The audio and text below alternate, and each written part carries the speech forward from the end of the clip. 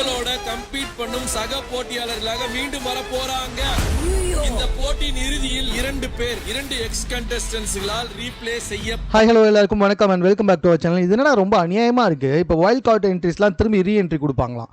அப்படி ரீஎன்ட்ரி கொடுக்கறதுல 2 பேரை வந்துட்டு ரிப்ளேஸ்மெண்ட் பண்ணுமா. அதாவது எக்ஸ் கண்டஸ்டன்ட் 2 பேர் கூட அவங்க 2 பேரை வந்துட்டு அப்படியே ரிப்ளேஸ்மெண்ட் பண்ணுமா. கஷ்டப்பட்டு உள்ளே இருக்காங்க 2 பேர் வெளியே போயிட்டாங்க. ஆல்ரெடி வெளியே போனவங்களை மறுபடியும் உள்ளே கூப்பிட்டு வந்து உள்ளே இருக்க 2 பேரை வெளியே அனுப்பணும் அப்படின்னு சொன்னால் இது எந்த விதத்தில் நியாயனே தெரில.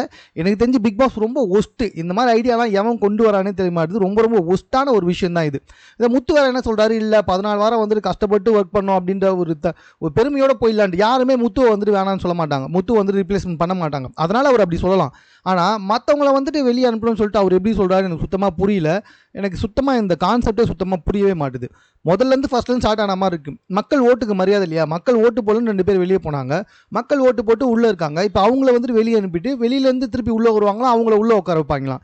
என்னடா நியாயம் இது, சுத்தமாக ஒன்றுமே புரியல.